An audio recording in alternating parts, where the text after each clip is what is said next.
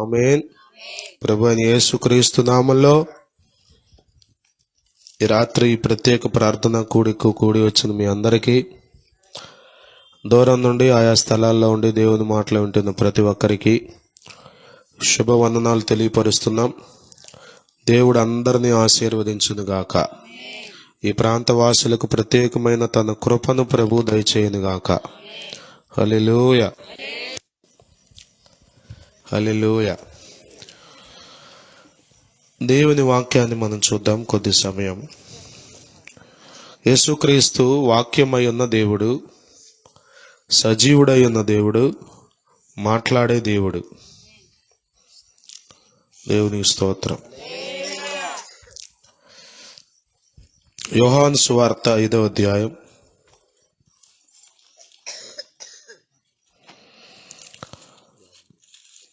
6వ వచనం.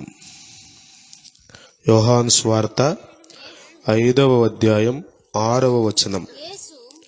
యేసు వాడు పడియుండుట చూచి వాడప్పటికి బహుకాలము నుండి ఆ స్థితిలో ఉన్నాడని ఎరిగి స్వస్థపడగోరుచున్నావా అని వానిని అడుగగా.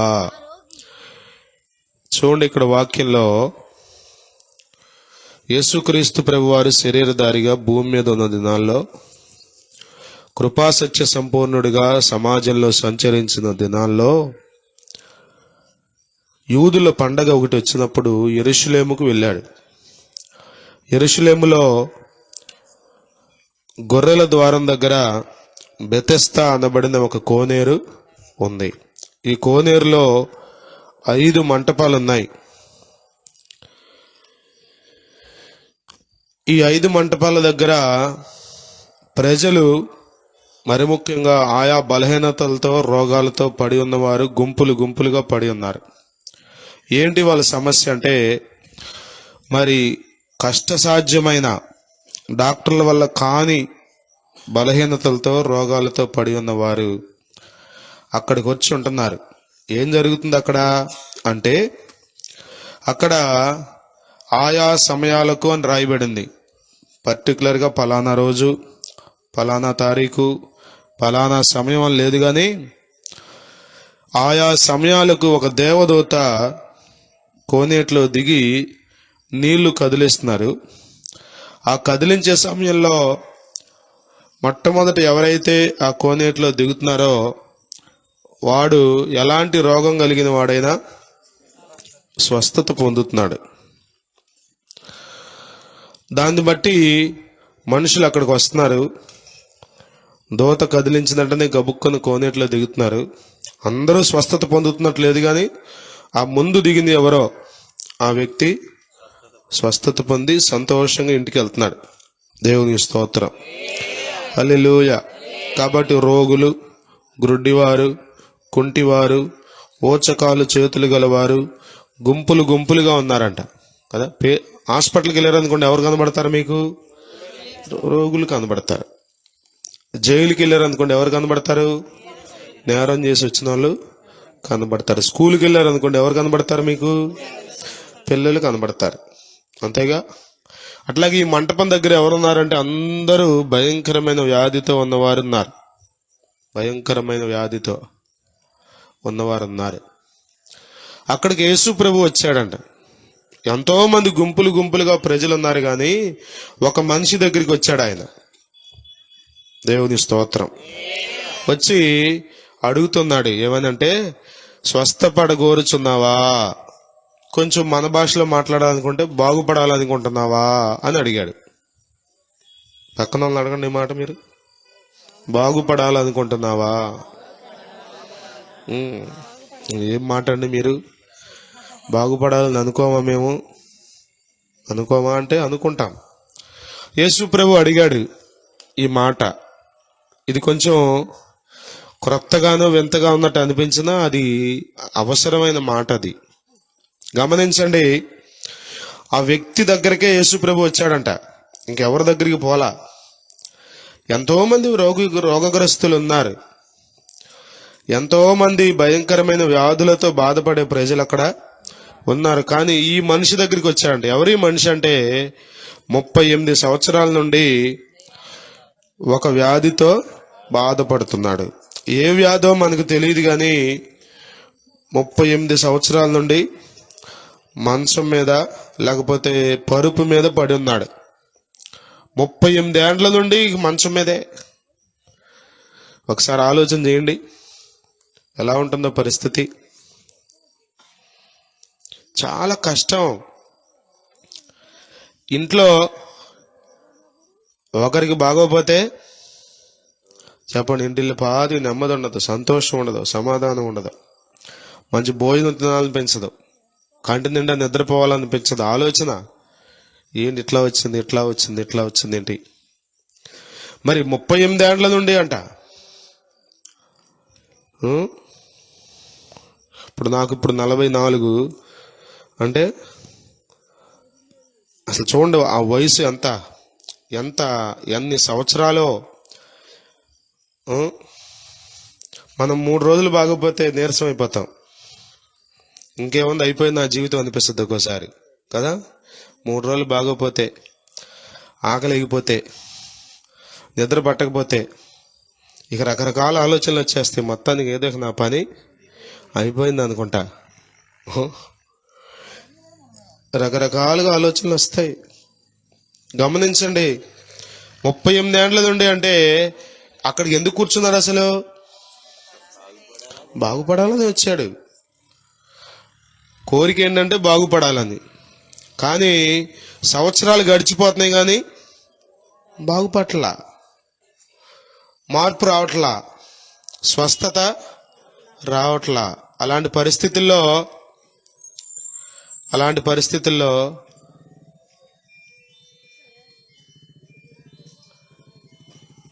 యేసు ప్రభు అతని దగ్గరికి వచ్చి అంటున్నాడు, స్వస్థపడగోరుచున్నావా? మీరు ఒకసారి ఆలోచన చేయండి. మనకి ఒక డాక్టర్ గారు ట్రీట్మెంట్ మొదలు పెట్టారు అనుకోండి, కొంచెం మార్పు కనబడుతుంది అనుకోండి, ఎలా ఉంటుంది మనకి?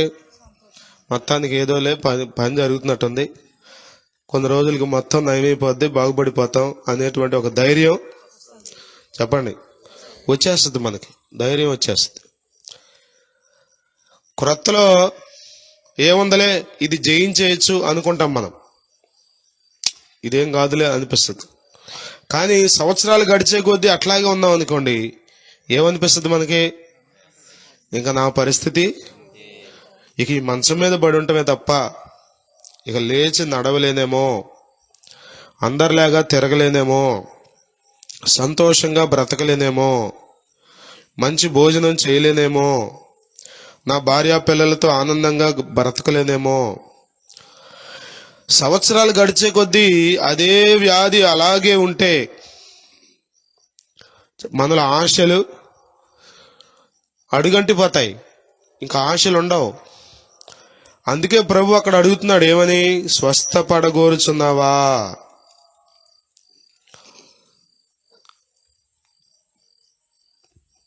ఎంత బాగుందో కదా ఈ ప్రశ్న. స్వస్థపరిచే యేసు,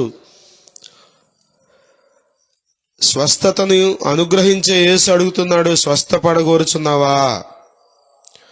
ప్రియమైన వారలారా, బాగుపడాలనే కోరిక ఒక వ్యక్తిలో ఉంటే, నేను మంచిగా చదువుకోవాలి, ఒక మంచి స్థితిలో ఉన్నతంగా బ్రతకాలి, సమాజంలో నన్ను చూసి మనుషులు సంతోషించాలి, ఒక ఉన్నతమైన జీవితం నేను చేయాలి, మాదిరికరమైన జీవితం నేను చేయాలి అనే ఆశ మీలో ఉంటే మిమ్మల్ని ఎవడో పాడు చేయలేడు. కొద్దిమందికి ఆశలు ఉన్నాయి, కానీ వాటిని అమల్లో పెట్టే లేకపోతే తీర్చుకునేటువంటి సామర్థ్యం వారికి లేదు. ఏదో కారణంతో ఏదో ఒక విధంగా వాళ్ళు లోక ఆకర్షణలకు లొంగిపోయి కదా. చదువుకునే పిల్లలు ఉన్నారు, చదువుకునే మనసు ఉంటే వాళ్ళు చదువుకుంటారు, గొప్ప వాళ్ళు అవుతారు. చదువుకునే వయసులో ఏదేదో చేశారనుకోండి, చేయరాని పనులు చేసి ఇష్టానుసారంగా జీవించి ఎలా బాగుపడతావు?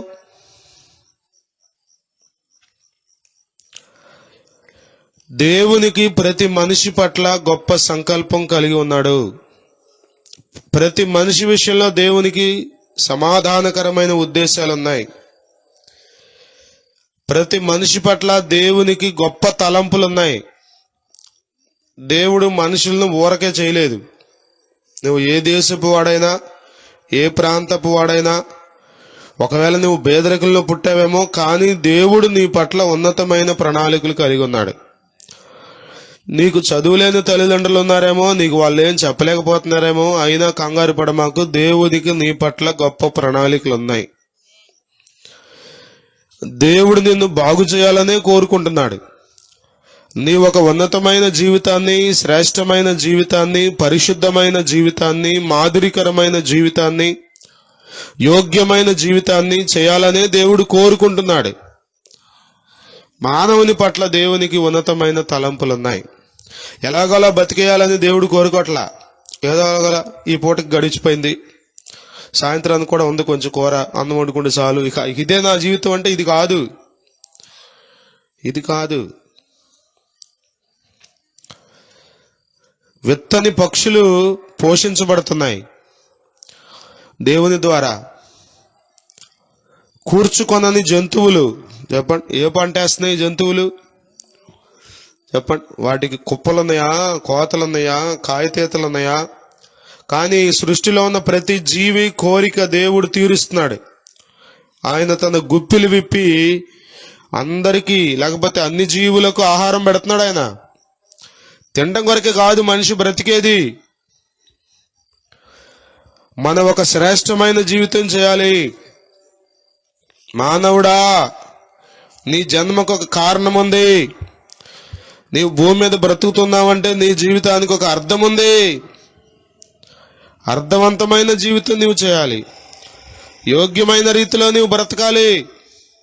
నీ పిల్లలు నిన్ను చూసి ధన్యుడు అనాలి. ఇదిగో మా నాన్నండి యోగ్యుడండి, ఇదిగో మా అమ్మండి నీతిమంతురాలండి అని చెప్పగలగాలి. యోగ్యమైన జీవితం చేయాలనే ఆశ నీకుందా? అసలు ఒక ఉన్నతమైన బ్రతుకును, సమాజంలో బ్రతకాలనే కోరిక నీలో ఉందా? ఉంటే ప్రభు ఖచ్చితంగా ఆ కోరిక తీరుస్తాడు. ఆయన తీరుస్తాడు. ఆయన అందుకే అడుగుతున్నాడు ఈ రాత్రి, స్వస్థపడగోరుచున్నావా? ఒక యోగ్యమైన జీవితం చేయాలనే ఆశ నీకుందా? పరిశుద్ధుడిగా బ్రతకాలని ఆశపడుతున్నావా? నిన్ను చూచిన వారు అబ్బా బ్రతుకంటే ఇలా బ్రతకాలరా అనేటట్లుగా బ్రతకాలని కోరుకుంటున్నావా? కల్మషం లేని జీవితం, కలంకం లేని జీవితం, ఎలాంటి తప్పులు అతిక్రమాలు లేని జీవితం చేయాలని ఆశ ఉందా? అబ్దుల్ కలాం గారి గురించి మీకు తెలిసే ఉంటుంది.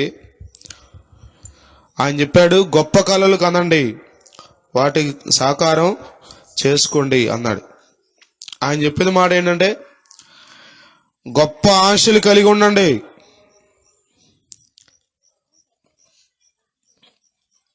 పిల్లలు ఉన్నారు కదా, పిల్లలు అడిగితే చెప్తారు, ఏరా నీ కోరిక ఏంటి, ఏమవ్వాలని నీటి గోల్ అంటే, ఒక డాక్టర్ అంటాడు, ఒకడు ఇంజనీర్ అంటాడు, ఒక్కొక్కరు భలే అడుగు చెప్తారు, సార్ మీద మెకానిక్ కావాలని సార్ అంటారు.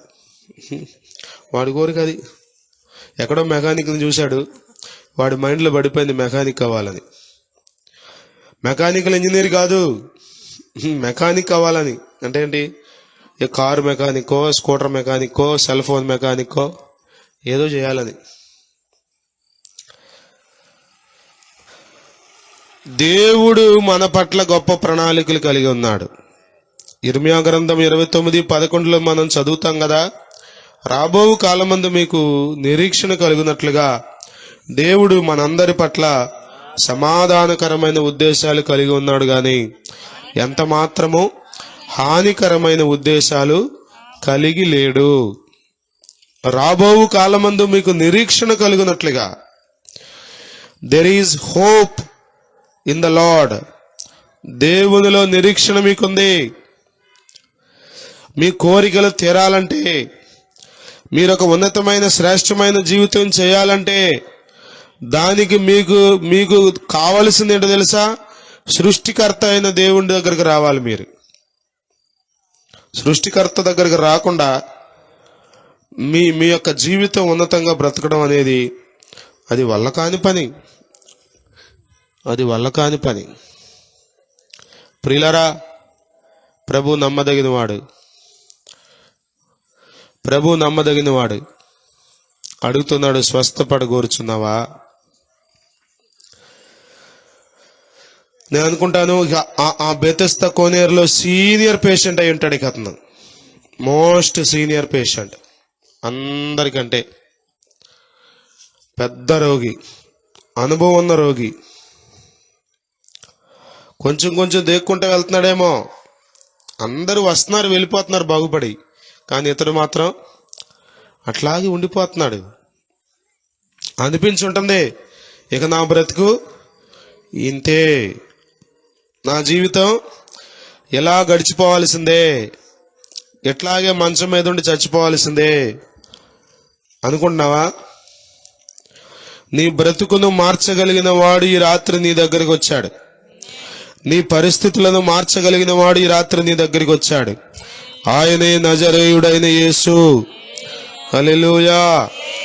ఆయన పరిశుద్ధుడు, ఆయన స్వభావాలు మార్చేవాడు, ఆయన అద్భుతాలు చేసేవాడు, ఆయన అసాధ్యమైన కార్యాలు చేసేవాడు. ఆయన నీ కొరకు ఏదైనా చేస్తాడు.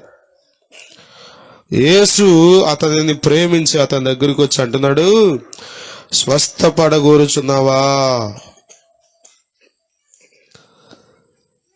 నీ పరిస్థితి యేసుకు తెలుసు. అక్కడ ఉంది, రాయబడిన మాట ఏంటి తెలుసా? వాడు అప్పటికి బహుకాలము నుండి ఆ స్థితిలో ఉన్నాడని ఎరిగి, హీ నోస్. దేవునికి తెలుసండి మీ పరిస్థితి, నాకు తెలియదు మీ పరిస్థితి కదా, తెలియదు. మీ బంధువులకు తెలియపోవచ్చు మీ వాస్తవ పరిస్థితి. కొన్నిసార్లు నీ ప్రక్కనే పడుకుని నీ భర్తకు, నీ భార్యకు కూడా తెలియపోవచ్చు నీవేం బాధపడుతున్నావో. తెలీదు. మనం తెలుసు అనుకుంటాం, చెప్పాలనుకుంటాం, కానీ అర్థం అవ్వదు, అర్థం చేసుకోలేరు. కానీ అన్నీ ఎరిగిన వాడు మన ప్రభువు అయిన యేసుక్రీస్తు. హల్లెలూయా, హల్లెలూయా, హల్లెలూయా. నీ కన్నీరు తుడిచే దేవుడు ఆయన, నీ పరిస్థితులన్నిటినీ మార్చే దేవుడు ఆయన, నీ కుటుంబంలో సమాధానం అనుగ్రహించే దేవుడు ఆయన, నీ శరీరానికి ఆరోగ్యం ఇచ్చే దేవుడు ఆయన. ఏ అలవాటుకు బానిస అయిపోయావో దానిలో నుండి నీకు జయమిచ్చి ఒక యోగ్యమైన జీవితం చేయడానికి కృపనిచ్చే దేవుడు ఆయన. నీ అంతట నీవే గెలవలేవని, నీవంతట నీవే జయం పొందలేవని, నీ అంతట నీవే విడుదల పొందలేవని ఈ రాత్రి యేసు నీ దగ్గరికి వచ్చాడు. హల్లెలూయా, హల్లెలూయా. అన్నీ ఎరిగి అంటున్నాడు, బహుకాలము నుండి పడి ఉన్నాడు, బహుకాలము నుండి పడి ఉన్నాడు. ప్రియులారా, ఎంతకాలమైందో నీవి స్థితిలో ఉండి, ఎన్ని సంవత్సరాలైందో నీవి పరిస్థితిలో ఉండి. యేసయ్యకి తెలుసు, ఎందుకంటే ఆయన నిన్ను సృష్టించిన వాడు, ఆయన నీ అంతరంగం ఎరిగినవాడు, ఆయన నీ స్థితిగతులు ఎరిగినవాడు, నీ రహస్య జీవితం కూడా తెలిసిన దేవుడు ఆయన. ఆయన నీ దగ్గరికి వచ్చాడు. ఆశ్చర్యం కదా. ఎంతో మంది ఉన్నారు, కానీ చెప్పండి, ఇతడంట ఎన్నో సంవత్సరాలుగా అక్కడే ఉండిపోయాడు. మార్పు లేదు, స్వస్థత లేదు, సంతోషం లేదు, సమాధానం లేదు, నిరీక్షణ లేదు, బ్రతుకుతాను బాగుపడతానన్న ఆశ కూడా లేదేమో. అతని దగ్గరికే వచ్చాడు ప్రభు. దేవునికి స్తోత్రం. హల్లెలూయా, హల్లెలూయా. యేసయ్య ఎవరో తెలుసా? ఆయన పాపుల రక్షకుడు, రోగుల వైద్యుడు. ఎంత ఘోర పాపినైనా కదా, కొన్నిసార్లు మనుషులు మనల్ని యాక్సెప్ట్ చేయలేరు, మనల్ని అంగీకరించలేరు, నిజాలు జీర్ణించుకోలేరు, మనల్ని ఓకేలే పర్లేదులే అనలేరు. కష్టంగా ఉంటుంది, కష్టంగా ఉంటుంది, కష్టంగా ఉంటుంది. కాజిరెడ్డి గారి గురించి మీకు తెలిసే ఉంటుంది.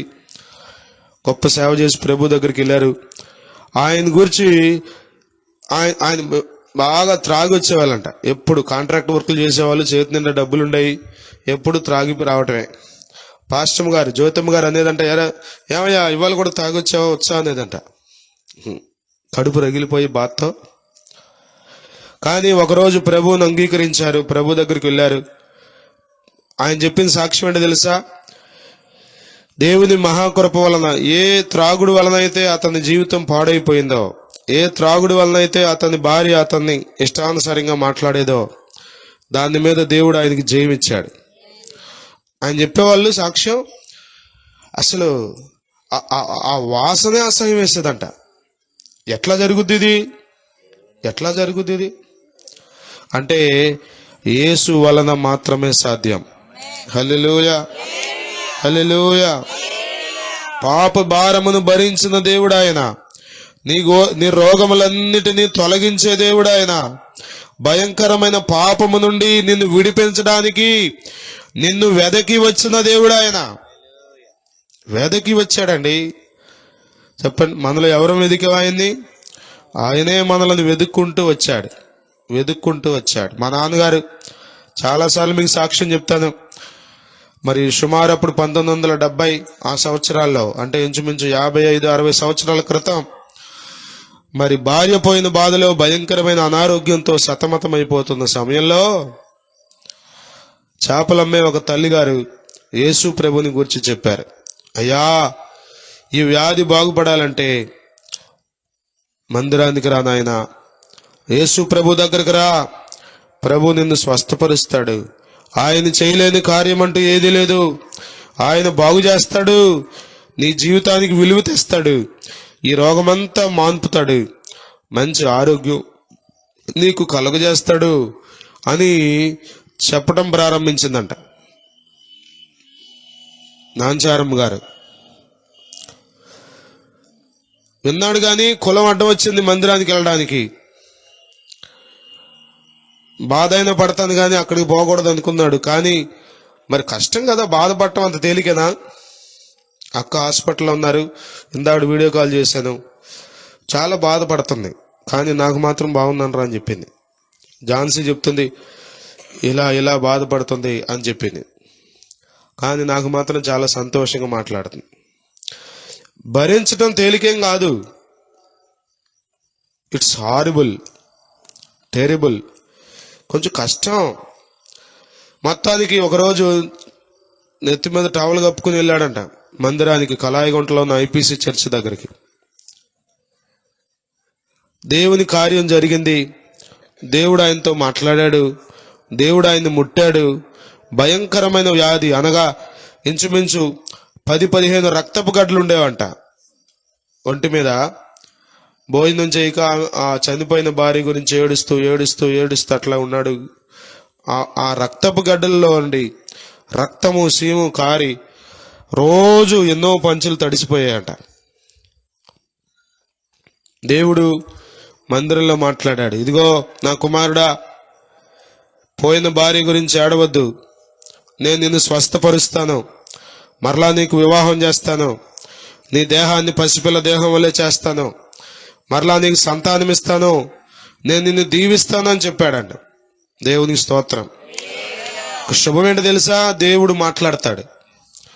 శుభవార్త ఏంటో తెలుసా? దేవుడు నీతో కూడా మాట్లాడతాడు. ఏదో మనం తృప్తి కోసం మనం చేసుకునే భక్తి కాదు ఇది. ఇది వన్ సైడ్ భక్తి కాదు. ఏదో నువ్వు మాట్లాడుకోవడం కాదు దేవునితో. నువ్వు వినే చెవులుంటే, వినే హృదయం ఉంటే దేవుని స్వరాన్ని నీవు వింటావు. దేవుడు నీతో మాట్లాడడం గ్రహిస్తావు. దేవుడు ఆయనతో మాట్లాడాడని చాలా సార్లు నేను చెప్పగా విన్నాను.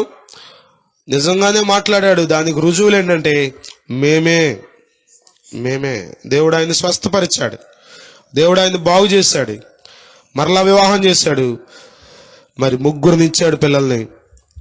ఈ రోజు వరకు ఇంచుమించు 50-60 సంవత్సరాల్లో దేవుడు మా జీవితాల్లో చేసిన కార్యాలు లెక్కలేనన్ని. దేవునికి స్తోత్రం. హల్లెలూయా. బాగుపడాలనే ఆశ నీకుంటే యేసు నొద్దకు రా, యేసును స్వీకరించు, యేసును ఆశ్రయించు. జయం పొందాలనే జీవితం జయ జీవితం చేయాలనే ఆశ, జయ జీవితం చేయాలనే ఆశ నీకుండే, ఒక శ్రేష్టమైన బ్రతుకు బ్రతకాలనే ఆశ నీకుంటే నీ అంతట నీవే ఏమీ చేయలేవు. ఒక వ్యక్తి తనంతట తానే పాపం మీద జయం పొందలేడు, చెడు నుండి విడుదల పొందలేడు. అందుకే మనం ప్రభువు దగ్గరకు రావాలి. ఎందుకంటే ఆయన ఒక్కడే మనందరి పాపముల నిమిత్తమై తన రక్తమును చెందించాడు. యేసు రక్తము ప్రతి పాపము నుండి మనిషిని పవిత్రపరచును. బాగుపడాలనుందా? చక్కగా చదువుకుని యోగ్యుడిగా పెరగాలని ఆశ ఉందా? ఒక మంచి కుటుంబ జీవితాన్ని కలిగి ఉండాలని ఆశ ఉందా? కొద్దిమంది ఎందుకు బ్రతుకుతున్నారో వాళ్ళకి తెలియదండి. ఏంటి నీ జీవితం? చెప్పండి. తినడానికి, త్రాగడానికి, సుఖించడానికైనా బ్రతికేది? అదేనా జీవితం? నీకంటూ ఒక కుటుంబం ఉంది కదా, నీకంటూ ఒక సమాజం ఉంది కదా, ఒక ఉన్నతమైన మాదిరికరమైన జీవితం చేయలేవా? నిన్ను చూసిన వాళ్ళందరూ ఇదిరా జీవితం అంటే, ఇట్లా బ్రతకాలరా అనుకునేటట్లు బ్రతకలేవా? ఆశ నీకుంటే ఈ రాత్రి యేసు దగ్గరికి వస్తే ఆయన నిన్ను స్వస్థపరుస్తాడు, ఆయన నిన్ను విడిపిస్తాడు, నీ ఆశలు తీరుస్తాడు. ఆయన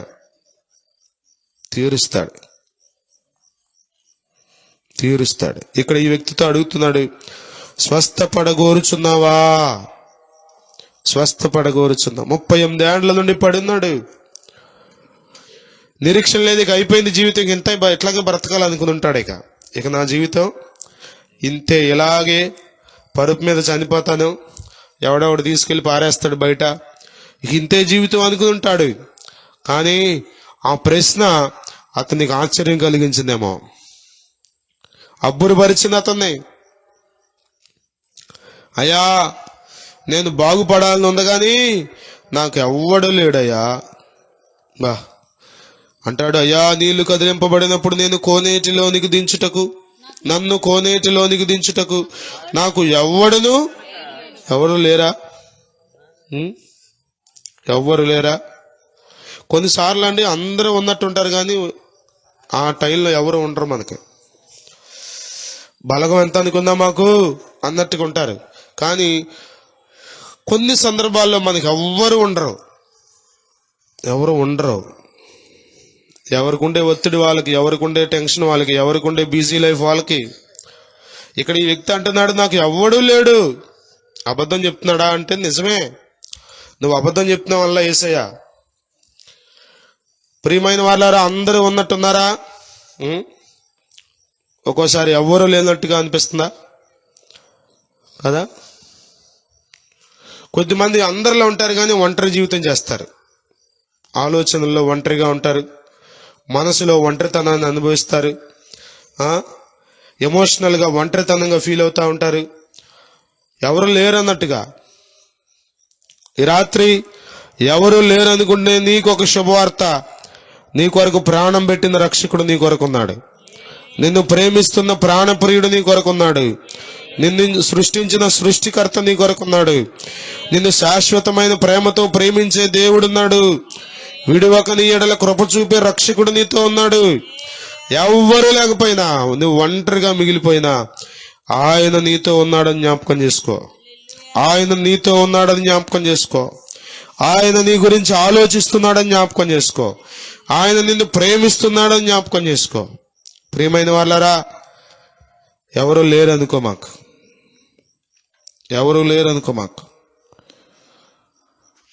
మనుషులు ఎంతమంది ఉన్నా నిన్ను బాగు చేయగలరు చెప్పండి? ఎంతమంది ఉంటే నిన్ను బాగు చేయగలరు?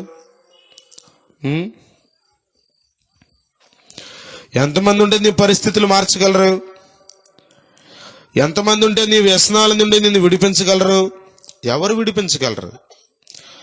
ఎంతమంది ఉంటే నిన్ను స్వస్థపరచగలరు? మనుషుల సహాయం అవసరమే కానీ కొన్నిసార్లు మనుషుల సహాయం కూడా మనకి ఏమీ మేలు చేయలేదు. అది వాళ్ళని తప్పట్టడానికి లేదు. మనుషులు పరిమితమైన జ్ఞానం, పరిమితమైన శక్తి, పరిమితమైన వనరులు కలిగిన వాళ్ళు. కొంతవరకు ఏదైనా చేయగలరు ఒక మనిషి కదా. మనం డాక్టర్ దగ్గరికి వెళ్ళామనుకోండి, ఏం చెప్తారు? అయ్యా మా వరకు చేయవలసిన ప్రయత్నం అంతా చేస్తున్నాం, ఇక అంతా దేవుడు, అంతే. సిఎంసి వెల్లూరు హాస్పిటల్ ఉంది, వీ ట్రీట్స్ గాడ్ హీల్స్ అని ఉంటుందంట. మేము ట్రీట్మెంట్ చేస్తున్నాం, స్వస్థపరిచేవాడు దేవుడే. స్వస్థపరిచేది మేం కాదు, ట్రీట్మెంట్ మాత్రం చేస్తున్నాం, బాగు చేసేవాడు దేవుడే.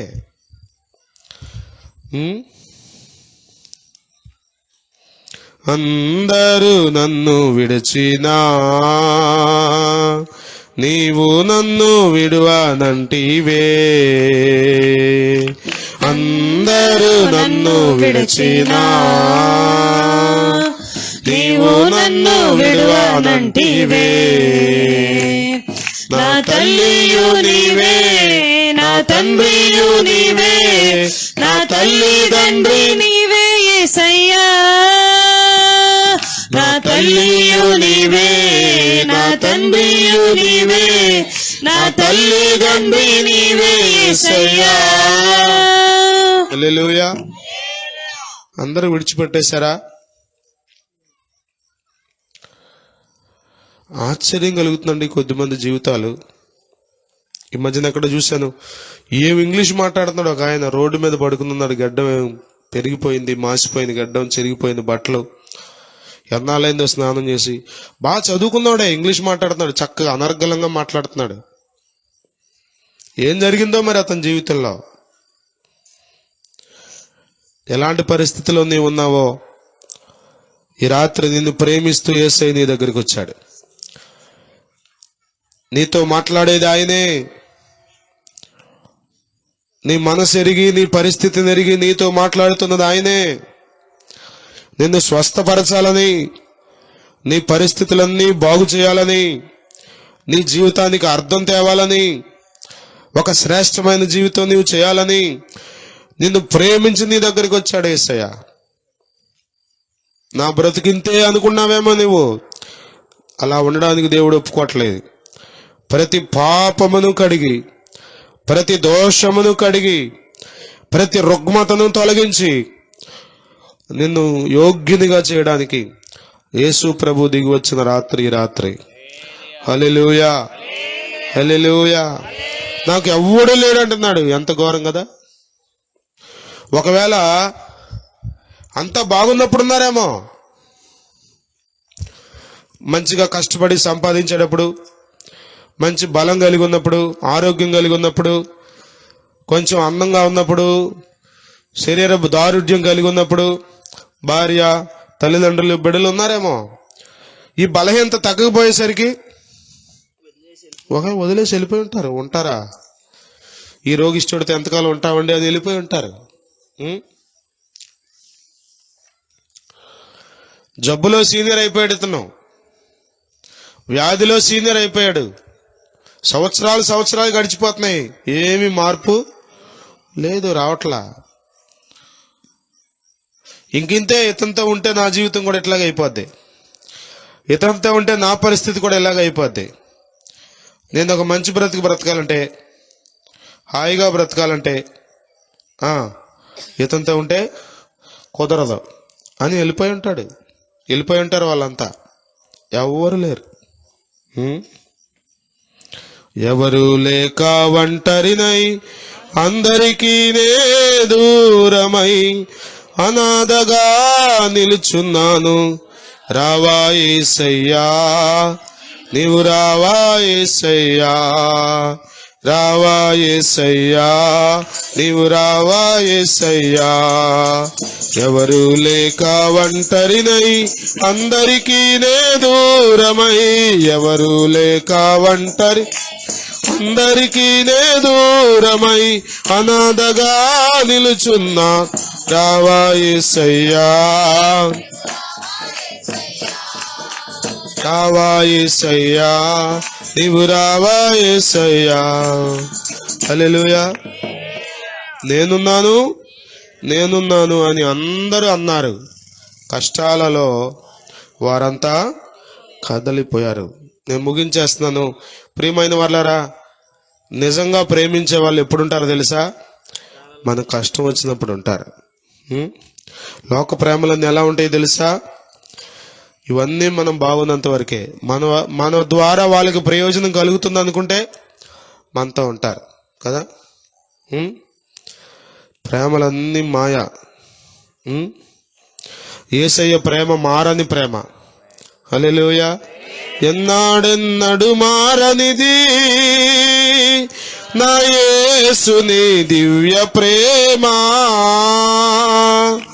ఎన్నాడెన్నడు వీడనిది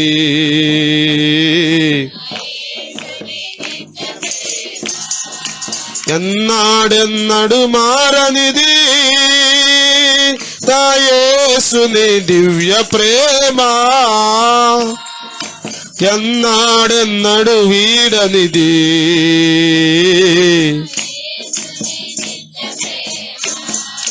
ప్రేమ, యేసుని ప్రేమ, అది ఎవ్వరు కొలువలేనిది.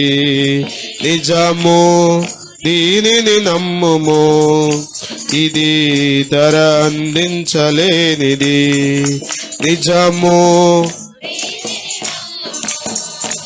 ఇది ధర అందించలేనిది. ధరణిలోని ప్రేమలన్నీయు స్థిరము కాదు, తరిగిపోవును. క్రీస్తు యేసు కల్వరి ప్రేమ కడవరకు ఆదరించును. ధరణిలోని ప్రేమలన్నీయు స్థిరము కావు, కరిగిపోవును. క్రీస్తు యేసు కల్వరి ప్రేమ కడవరకు ఆదరించును. ప్రేమ, యేసుని ప్రేమ, ఇది ఎవ్వరు కొలువలేనిది. నిజము దీనిని నమ్ముము, ఇది భువి అందించలేనిది. హల్లెలూయా. ఎవరు లేరు. మనుషుల ప్రేమ ఎలా ఉంటుందంటే, ఆ వచనంలో అంటాడు ఆ పాటలో, భార్యాభర్తల మధ్యలో ఉండే ప్రేమ, తల్లిదండ్రుల మధ్యలో ఉండే ప్రేమ, బంధుమిత్రుల మధ్యలో ఉండే ప్రేమ, ఇవన్నీ ఇక ఇదే శాశ్వతం అనుకుంటాడు మనిషి కదా. ఇదే శాశ్వతం, ఇదే మా అమ్మే నా సర్వస్వం, నా భార్యే నా జీవితానికి ఆధారం అన్నట్లుగా కొద్దిమంది ఉంటారు. ఈ ప్రేమలన్నీ ఏదో ఒక రోజున ఇవి శాశ్వతమైనవి కాదు కాబట్టి వాళ్ళ ధర్మం ప్రకారం వాళ్ళు వెళ్ళిపోతారు. కానీ యేసు నీ కొరకు ఉంటాడు. హల్లెలూయా, హల్లెలూయా. యేసయ్య ప్రేమను రుచి చూస్తే చెప్పండి, మనుషులు వెళ్ళిపోయినా కంగారు పడ్డావు, మనుషులున్నా ఆనందం ఎక్కువ అవదు. యేసయ్య ప్రేమను రుచి చూచినవాడు, యేసయ్యని గురించి అర్థం చేసుకున్నవాడు, ఆయన రక్తంలో కడగబడినవాడు, ఆయన నామందు విశ్వాసం ఉంచి ఆయన వెంబడించేవాడు మనుషుల కొరకు వెంపర్లాడ్డావు. వాళ్ళు లేరు, వీళ్ళు లేరు, వీళ్ళు లేరు, వాళ్ళు లేరు అనుకోడు. ఎవరు ఉన్నా లేకపోయినా ప్రభు నాతో ఉన్నాడు. ఏ సమయమైనా, ఏ పరిస్థితి అయినా యేసయ్య చాలు నాకు. యేసయ్య నాతో ఉన్నాడు. పరమజీవం ఇస్తాడు ఆయన, శ్రేష్టమైన కార్యాలు చేస్తాడు ఆయన. ఎండిన ఎముకలను జీవింపజేసిన దేవుడు ఆయన. మారాను మధురంగా మార్చిన దేవుడు ఆయన. ఎర్ర సముద్రం పాయలు చేసి తన ప్రజలను 6 నేల మీద నడిపించిన దేవుడు ఆయన. ఆయన అన్నాడు, నిన్ను విడువను అన్నాడు, ఎడబాయనని చెప్పాడు. ఆయన నన్ను విడిచిపెట్టడు అనే గొప్ప ధైర్యం, నిరీక్షణ. స్తోత్రం. కడలి తీరం కనబడని వేళ, కడలి కెరటాలు వేధించు వేళ, కరుణమూర్తిగా దిగి వచ్చిన నీకు సాటెవ్వరు.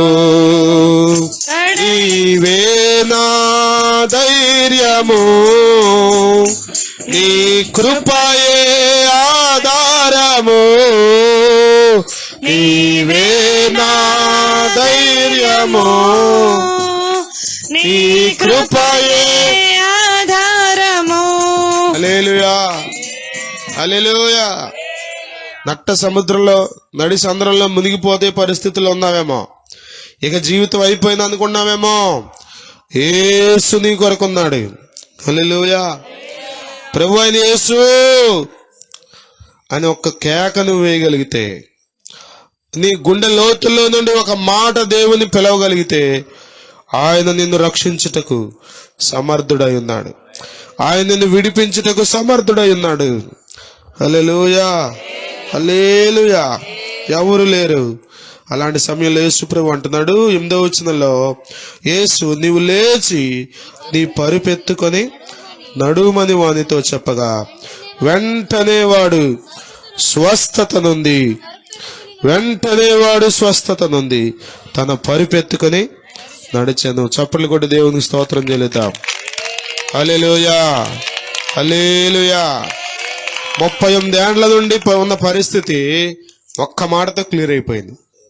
స్తోత్రం, హల్లెలూయా. అయిపోద్దా? ఊరికే చెప్తారండి మీరు, పాస్టర్ గారు అట్టే చెప్తారు, ఎందుకు జరిగింది సత్యం అనుకున్నారా?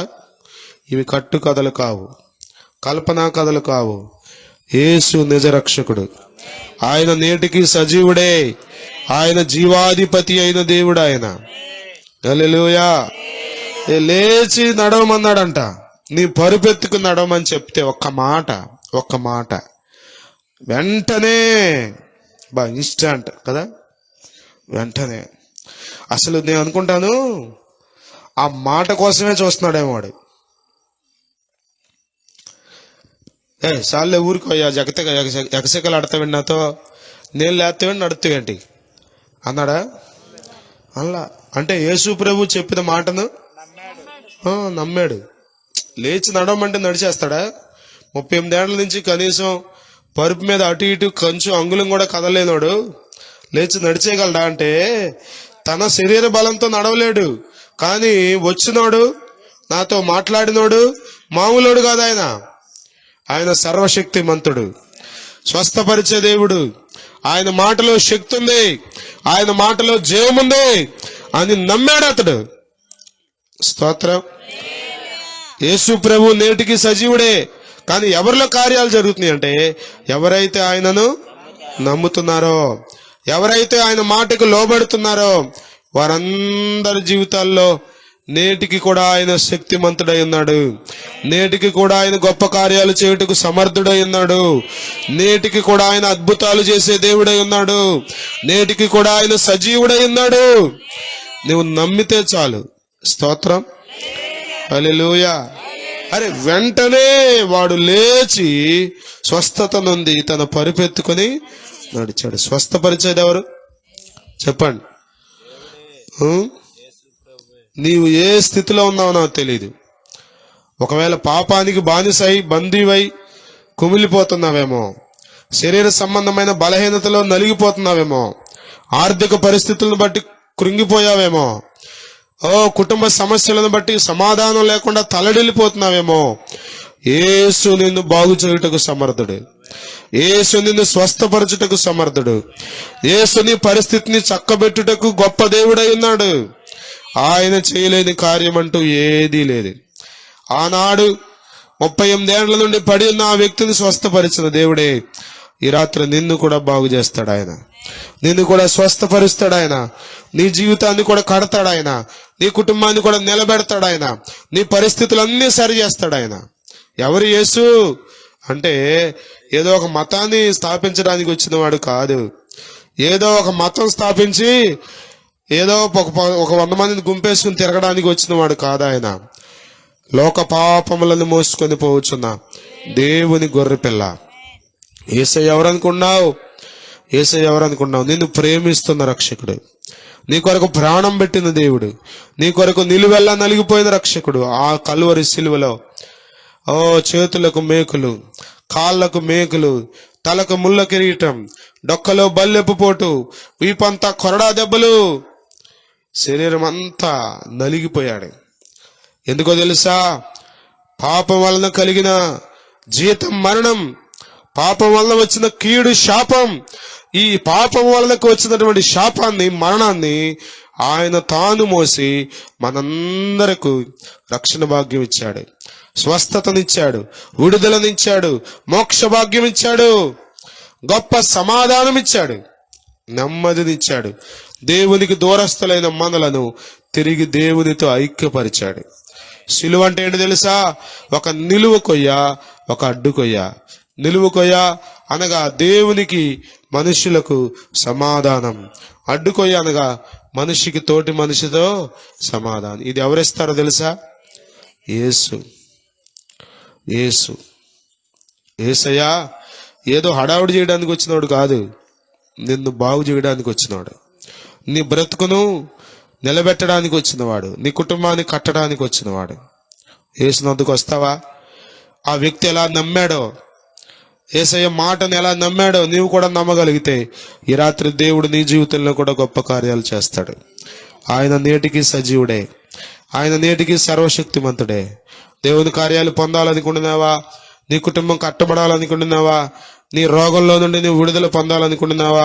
నీ వ్యసనాల్లో నుండి నువ్వు విడుదల పొందాలనుకుంటున్నావా? నీ బిడ్డలు విధేయులుగా మారాలనుకుంటున్నావా? నీ కుటుంబం నెమ్మదితో శాంతితో జీవించాలనుకుంటున్నావా? ఈ లోకంలో కన్ను మూసిన వెంటనే నిత్య రాజ్యంలో యుగాయుగాలు ప్రభుతో కూడా మోక్ష భాగ్యంలో, ఆ యొక్క పరలోక రాజ్యంలో ఉండాలని ఆశపడుతున్నావా? అయితే ఈ రాత్రి నీ ఉన్న స్థలంలో యేసయ్యను ఒక చిన్న మాట ప్రార్థన చేయి. యేసయ్యా, నేను పాపిని, నా పరిస్థితి చాలా భయంకరంగా ఉంది, ఒక్కసారి నన్ను చూడయ్యా, నా జీవితానికి విలువ తెస్తావని, నన్ను విలువైన వ్యక్తిగా మార్చడం కోసం నా శాపాన్ని నీవు మోసుకున్నావని, ఆ భయంకరమైన నరక శిక్షను అనుభవించావని, ఆ యొక్క మరణ శిక్షను అనుభవించావని నాకు అర్థమైంది ప్రభువా. నన్ను క్షమించి నన్ను స్వస్థపరచయ్యా, నన్ను బాగు చేయను ఆయన అంటే ఈ రాత్రి నీవెక్కడున్నా సరే, ఒకవేళ ఇక్కడే ఉన్నావేమో, ఇంట్లో ఉన్నావేమో, లైవ్ లో చూస్తున్నావేమో, మనసు మీద పడుకున్నావేమో, ఎక్కడున్నావో నాకు తెలీదు, నువ్వు ఒక మాట దేవుని తట్టు తిరిగి ప్రార్థన చేయగలిగితే ప్రభు నమ్మదగిన వాడు, నీతిమంతుడు, ప్రతి పాపమును కడిగి నిన్ను పవిత్రపరుస్తాడు, నిన్ను స్వస్థపరుస్తాడు, నీ జీవితాన్ని బాగు చేస్తాడు, నీకు సమాధానం ఇస్తాడు, నీకు మోక్ష భాగ్యం ఇస్తాడు. ప్రభు అట్టి కృప ఈ రాత్రి వాక్యం ఉన్న ప్రతి ఒక్కరికి, మన గ్రామస్తులందరికీ అనుగ్రహించునుగాక. ప్రార్థన చేసుకుందాం, లేచి నిలబడదాం, ఒక చిన్న మాట ప్రార్థన చేద్దాం. హల్లెలూయా. ప్రభువా మీకు వందనాలు. వాక్యం నీది, ప్రజలు నీ ప్రజలు, రక్తం కార్చిన వాడవు నీవు, ప్రాణం పెట్టిన వాడవు నీవు. నీ దాసులుగా మీరు వెళ్ళమంటే వెళ్ళాం, ఇక్కడికి వచ్చాం. ప్రభువా నీ మాటలు చెప్పమంటే ఇక్కడికి వచ్చి చెప్పాం. మాలో ఏమీ లేదు, మేము మనుషులమే ప్రభువా, బలహీనులమయ్యా, మమ్మల్ని క్షమించండి. ప్రతి మాట, ప్రతి పాట, ప్రతి ప్రార్థన దీవెనకరంగా ఈ ప్రాంత వాసులకు రక్షణకరంగా చేయండి. అడ్డగించు దురాత్మ శక్తులను యేసు నామములో బంధించి పొమ్మని ఆజ్ఞాపిస్తున్నాం. గొప్ప విడుదల ఈ ప్రాంత ప్రజలు చూడడానికి, నీ నిరీక్షణను, నీ విజయమును, నీ యొక్క జీవమును బిడ్డలు రుచి చూడడానికి సహాయం చేయమని. వ్యసనముల మీద జయము, రోగముల మీద జయము, దురలవాట్ల మీద జయము, దుర్నీతి బంధకముల మీద జయము, అపవాది కట్ల మీద జయము యేసు నామములో కలుగునుగాక ప్రకటిస్తూ నీ గొప్ప కార్యములు జరిగించుమని.